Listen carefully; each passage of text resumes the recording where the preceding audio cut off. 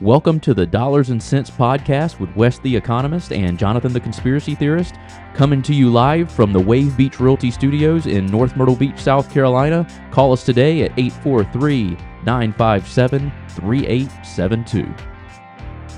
The holidays are almost here, so it's time to get your financial picture wrapped up so you can have a great Christmas and a happy new year. Reach out to me at coachwestc@gmail.com to get some financial coaching.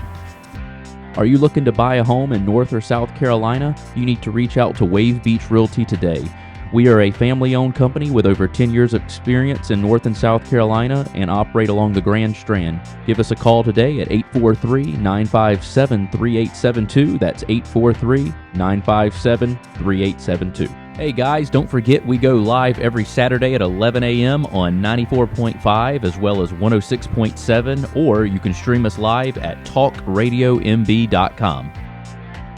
This segment brought to you by Eisenhower Dental. Reach out to them at 843-234-3110. All right, guys, welcome back in. So we are doing another Christmas special. What are we talking about today? Okay, Christmas Story. Christmas Story. And not the movie with the Red Rider putting out your eye, kid.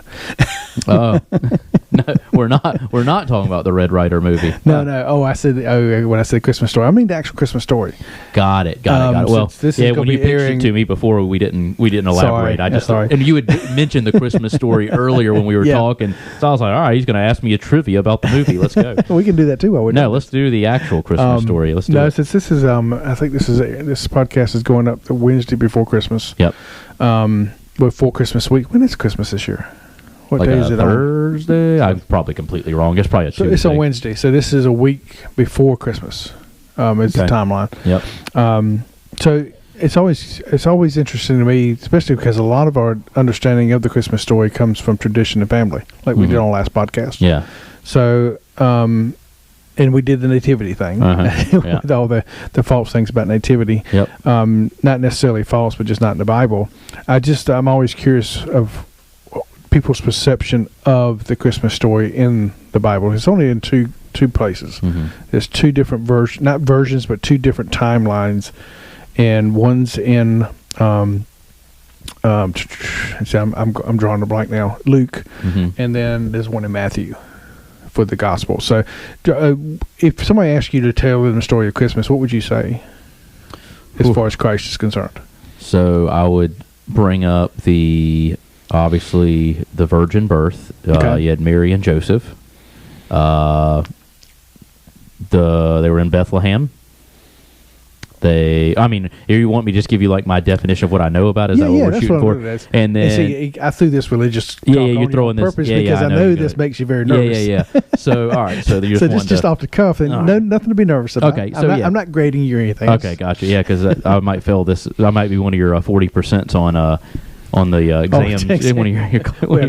The problem with that 40% of my exam is because I just spent like 5 weeks teaching them in detail about what they should know, and they still don't know. Right. What's sad is in second grade, when I was at the Christian school on Highway 90, we did a whole play where I was one of the main characters in the Christmas story. I should remember it all from there.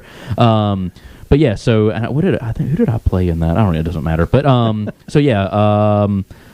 Let's see, what else do I know about it? I learned a lot the other day from that one video you showed me. And then obviously the wise men come and they hear about the birth of Jesus. They come and see him, bring him gifts. And then, that's about, that would be like my summary of what I know about it, other than like just like the typical stuff you hear just from. Well, like what? Yeah, tell me, what do you hear about? What do you think about when you think about the birth of Christ? Let's see, what do I think about? I guess it just kind of what is the best way to put this?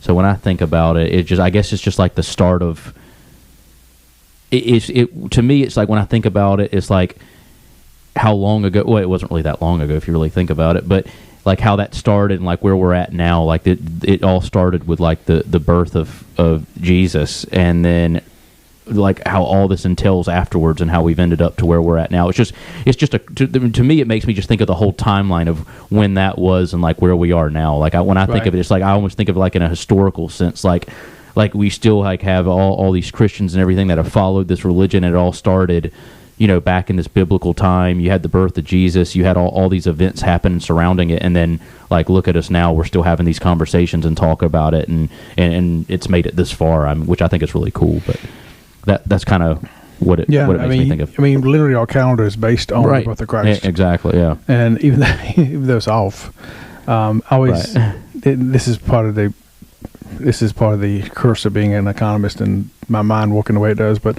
I always thought about, we were celebrating 1999, partly like it's 1999 when it's really not 1999 based on why we call it 1999. Right. Most scholars say that Jesus was born somewhere between, I've heard so many different things, but I can literally say between 7 BC and 7 AD. You can narrow it down from there, but so yeah, you're right. I mean, this whole thing is built on Christ and the idea that people don't even understand what Christ did. I mean, Christ elevated women to a place they'd never been before. I mean, before Christ, women were not part of ministry as far as the Jewish nation or anywhere for that matter. He made them. He basically boosted their social status. Right. Babies in the first century of Roman Empire, babies could be thrown out up to like 6 months or a year, literally on the trash pile. Yeah. No respect for human life. I mean, the hospitals and all that have been founded in the name of Christ to help people. I mean, the whole mentality of helping, yes, it was there before, but they just took it to a new level. Right. So the birth of Christ is such an amazing piece of our history that so many people now want to deny. Right, yeah, that historical timeline is what, when I think about it, it's just like what it started with and what it's become, and even though all the ups and downs and the things that have happened and the people who tried to shut it down or whatever throughout history, it's like still just remained fairly strong for the most part. It really has. I mean, no matter how many times people try to tear it apart, it comes back stronger. Yeah, which is just a testament. It's pretty neat, actually. Yeah. So, the story itself comes from Matthew and Luke, and it depends on where you want to pick it up at, but a couple of things, even before you get started with the birth, is that both of them give them a genealogy. If you know anything about Christ's genealogy, and you go back into the Old Testament, it was foretold that the salvation of the world would come through the nation, the line of Judea. In the Old Testament, you had obviously Adam and Eve, and then everybody was destroyed except for Noah and his wife, and then the earth was repopulated. And you follow that lineage down, you come to Abraham, who was given the promised land, and then he had son Jacob. We could spend a whole month on talking about that. And then Jacob had Esau and not Jacob. I'm sorry, Isaac. Abraham had Isaac that he was offered on the God told him to offer him as a sacrifice, that whole story. But Isaac then had twins, Jacob and Esau. Esau was first, and Jacob stole his birthright. But Jacob became the lineage to fulfill God's promises to Abraham, that his children would be numerous as the sands on the sea and all kind of stuff out of the Old Testament. Yeah. But Jacob then had 12 sons. All from 4 different mothers, which is kind of odd too when you think about the Christian faith. Right. And Joseph was one of them that saved him. But the whole clan, by going to Egypt, he was sold into slavery. But anyway, all through that, one of the sons is Judea, and it had been promised that a lineage would come from Judea to save the world. And you can go back through the Old Testament and see it over and over again. It's really neat how God put it together. And then so when you get to the New Testament and you're looking at the lineage of Jesus, it actually takes you back through that whole thing. In fact, in Matthew, it starts with Abraham was the father of Isaac, father of Jacob, blah, blah, blah, all the way down until you get to the point where, and Jacob, the father of Joseph, the husband of Mary, Mary was the mother of Jesus. And at first people will say, well, he wasn't the father.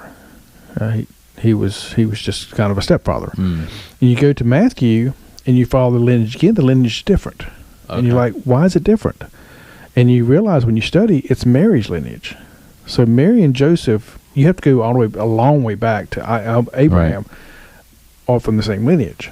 Now, when you are talking about these lineages, are these like actual proven lineages? Not just talked about. They're biblical. Biblical. But we can't trace lineage back that far. Some of them can be traced. Okay. Some of them, but not everybody. No, because I mean, some of these people you only see their name one time. Like I can't even say most of these names. But after the exile in Babylon, Jeconiah was the father of Shealtiel. Yeah. Shealtiel was the father of Zerubbabel. Yeah. So, some wild names. Yeah.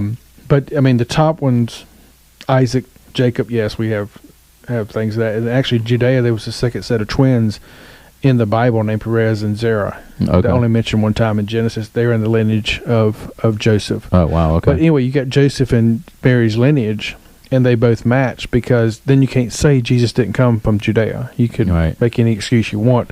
Whether we look at Joseph's lineage or Mary's lineage, both of them came from the promise that God made. Mm-hmm. So to me, that's just amazing. And then if you think about Joseph himself, I mean, we run through the story, but we know that, and in Luke it tells when the angel comes to Mary and says, hey, you're pregnant. She's like, I've never, it says, in the Bible it says, I never laid with a man. In other words, she's never had sex with a man. How am I pregnant? Right. And the faith from Mary alone, because God made you pregnant. Yeah. And she believed it. So God chose her because of who she was, and that's a big reason, because of her faith. Right. But then think about Joseph, and we have it in Matthew where he's in a dream, and he's thinking about, how do I get out of this marriage? Because he's already been promised. They've been promised to each other. And back then, once you were promised, quote unquote, engaged, it was not like today you just throw the ring back at the boyfriend. Right. You just didn't get out of it. Yeah. But he's dreaming. He's sitting there thinking, how do I get out of this? And the same angel, supposedly, we think it's the same angel, appears to him and say, no, this is what's going on, and you need to take her as your wife. And he wakes up like, okay. Yeah. His faith was strong enough to say, okay. And we get into this in the nativity set. So she was known to be with child before the marriage was finished. Okay. So that's a big scandal back then. Yeah, she could have been stoned for that. Right. Literally. So then you get into more of the Christmas story, and we kind of condense everything into this couple nights, but we're talking about months and years for the Christmas story. So then once he goes in and he agrees to take her, then that kind of ends there, and you have to jump over to Luke, and then you have them traveling to Bethlehem for the census, and because they didn't live in Bethlehem, they actually had to be sent to Bethlehem by Herod, who was taking the census of the land. And so they go to Bethlehem, and then the nativity story about the inn or upper room or whatever it was, doesn't matter. They got there, he was born, and then some people say that they love the angels, they can't keep a secret. Yeah. So they appeared to all the shepherds. In Luke, we see them doing that.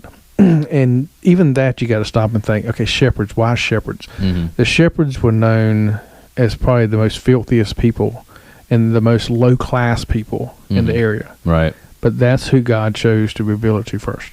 Oh, yeah. I mean, it's just amazing. And they come to see the baby. All these, can you think they're sitting there with a stable or a cave or anything like that? Right. And all these people who are filthy and dirty coming to see your child. It was wild, yeah. And if you actually read the verse, Mary, let's see, I have to go down to the next chapter here, but so who's documenting this as this is all happening? Who's writing this? Well, all this is from first-hand accounts. Now Matthew is one of the apostles. He did it from first-hand accounts and his own accounts. His gospel was written. Luke was a doctor, and he was not one of the apostles. So, and his is the longest book and the most detailed book. And he interviewed first-hand people for all of his stuff. Got it. Okay. So it's one of those things that, again, people try to make it out to be false or whatever, but it's really not. The detail he went into to talk about this is amazing. Eisenhower Dental, located at 107 Waccamaw Medical Park Drive in Conway, a place where you can find all your dental services, including general dentistry, cosmetic, restorative, and pediatric dentistry. Reach out to them today at their website, eisenhowerdental.com, or call them at 843-234-3110, 843-234-3110, and tell them Wes the Economist sent you. Are you looking to buy a property in North or South Carolina and need financing assistance? Give Motto Mortgage Coastal Pros a call today. We specialize in residential loans in both North and South Carolina and can meet all your residential home loan needs. Give us a call today at 843-957-3872. That's 843-957-3872. If you like the economics part of the show, then check out my podcast, Econ Sense. You can find it on Spotify or on Apple Podcasts. You're listening to the Dollars and Cents Radio Show with Jonathan Edmond and Wes the Economist. Don't forget to send us your topics and feedback at dollarscentsgs@gmail.com. This segment is sponsored by Bobby Clary State Farm. Call 843-438-6000. Bobby Clary State Farm, here to help life go right. So the detail Luke, again, was a doctor. Luke and Acts are one book, not one book, but they're written together. So right. He tells the whole story. But so she has the baby, trying to find it where she wrapped him in clothes, placed him in a manger because there was no guest room available for them. And this translation actually does change it to guest room instead of being at the inn. The shepherds living in the fields nearby, keeping watch over their flocks at night, an angel of the Lord appeared to them, and the glory of the Lord shone around them, and they were terrified. But the angel said, you can imagine, you're sitting in the middle of the night on the countryside, and all these things in the air. I know. And they said, now do not be afraid. I bring you good news that will cause great joy for all people. Today in the town of David, Bethlehem, a Savior has been born to you. He is the Messiah, the Lord. This will be a sign to you. He will be wrapped in clothes and lying in a manger. And people say, oh, why was he in a manger? Well, back then you used stuff that, whatever you had, you used. Mm-hmm. And it was not unusual for a manger to be used as a cradle for that short amount of time. Right. You didn't need a cradle for long. Right. So that wasn't a big deal either. But that's also what kind of spurs the idea that they were in a stable. Right. Which they may have been, may not have been, but the manger would have been used no matter where they were at. Got it. Glory to God in the highest, heaven on earth, peace to those on whom his favor rests. And then the angels left. They went to They said, let's go to Bethlehem and see him. Hurried off to see Mary. And then verse 19, after they came and they glorified God and were there, it says, but Mary treasured up all these things and pondered them in her heart. You got to think of Mary, here's this child, and now all these people coming to see him, and she's just beginning to see what's coming next. Right. Because then you kind of end there, and the next part in Luke says that on the 8th day they presented him in the temple as Jewish tradition for circumcision. Mm-hmm. And when they go to the temple, there's basically, we see in other places that there's people there waiting to see him in Matthew. And a couple of them, one had been told by God she'd hold the, as him or he would hold the Messiah before they died. And literally, so they were just kind of waiting on him. So if you go back over to Matthew, then you actually get to when the Magi visited. And we kind of put this in the same time, but as on the other podcast we pointed out in that video, they actually probably came 2 years later.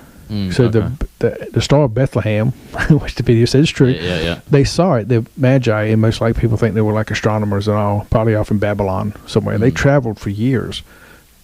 The star stayed up that long. Right.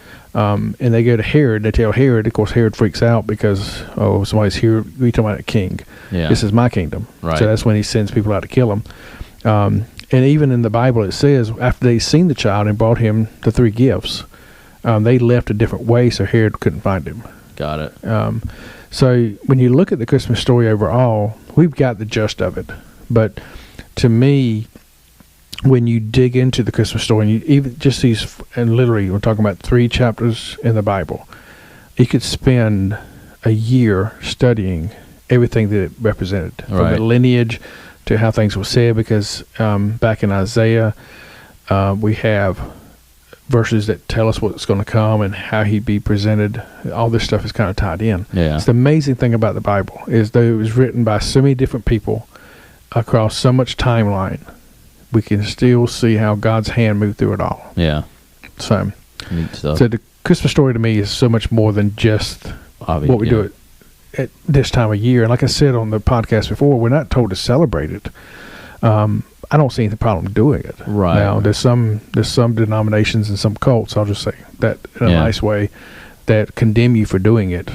But I don't see anything wrong with it. I think it's actually a good thing to do because it's easier to share about Christ during these 2 weeks you're talking about the time of the year. Yeah, I agree. Yeah, I don't see why anybody would have an issue celebrating it, even though it's not said that you should directly celebrate it. It's not saying that you shouldn't. It's saying that it's not a necessity. Exactly. Right? So why not? Yeah. That's why I tell people that all the time. They're like, "Well, I don't know how you can do that." And I said, "Well, does the Bible tell me not to?" Right. Well, no, but what? Yeah, exactly. If the Bible says it, I'll defend it. Yeah. If the Bible doesn't say it, I'm not going to make up something to make myself feel better. Right. Yeah. People are notorious. Somebody asked me about, do you believe in aliens? I'm like, I don't know. It's like, well, that goes against the Bible. What is in the Bible? Does it say there's no aliens? They don't exist, yeah. If God decided he wanted to do something on the 8th day somewhere else, who am I to tell him he couldn't? Right, exactly, yeah. If he wanted to test out another... you believe God made them too? Or, if they are here and they're in the universe, yes, I do believe God made them. Yeah. So it's blasphemy to some people. That's crazy, yeah. Why couldn't he have made another Earth just because he didn't... maybe he didn't want to leave a Bible to talk about the other Earths for us. Maybe it's on one of the other planets. Who knows, right? Like, I don't know what he did. It's not my job. Yeah. So the story overall, though, it's an amazing story. If you haven't taken this time this season to do it, and do it on Christmas Eve, do it on Christmas morning, but sit down and read those 2 different verses. It's Matthew 1 through 2, and then Lucas 1 through 2.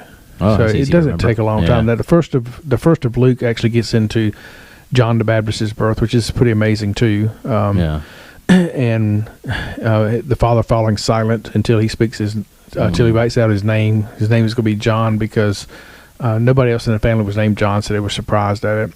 But just to see how that worked, and when Mary was pregnant, she went to see John's mother, and when they came together, John the Baptist leapt in her womb. It says, just to be in the presence of Christ. And then you fast forward a couple of chapters, and he sees Christ coming.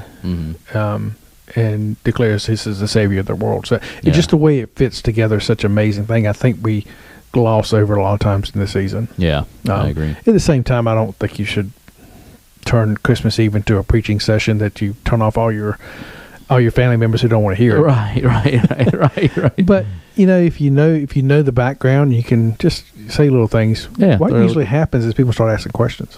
Yeah, that's what I do. Yeah, I mean to me that's the best way to teach. Yeah. Somebody who wants, they may not overtly want to know about Christ or about the Bible, but they're also very curious. Right. Yeah. And how could you not be? Because it changed the path of the world. Right. Exactly. Yeah. So, anyway, that's my 2 cents on Christmas. Yeah. Well, that's a good summary. I would say lengthy summary that we put in, but like a very good.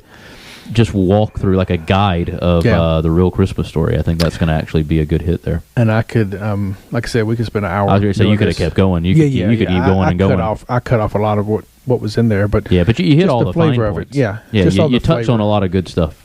Yeah. So we hope everybody has a wonderful Christmas. Yes, absolutely. We're going to have, I think, the next podcast we're going to have is on wages, so it's going to kind of be outside of the norm for Christmas season. Yeah. And then the next 2 weeks are going to be repeat podcast best of series. Yep. And the radio show will have the clips off of those. So we will be back the first year with new material. Yeah. So if we don't talk to you guys before, we appreciate anybody who's listening to this point. We appreciate all the people who continue to subscribe on the YouTube channel, Spotify and Apple, and who listen and subscribe. We appreciate everybody who listens on the radio show. And please, if anybody wants to hear any certain topics, hit us at $centsgs@gmail.com. Give us some feedback. Send us some stuff you want to talk about, and let's continue to keep this train rolling. Sounds good to me. All right, guys. Merry Take Christmas. care. Merry Happy Christmas. New Year. Yes. When life gets unpredictable, turn to a partner you can trust. At Bobby Clary State Farm, we've got you covered. Whether it's home, auto, or life insurance, we're dedicated to providing personalized coverage that fits your needs. With our friendly and knowledgeable team, navigating your insurance options have never been easier. Visit BobbyClary.com or call 843-438-6000. Bobby Clary State Farm, here to help life go right.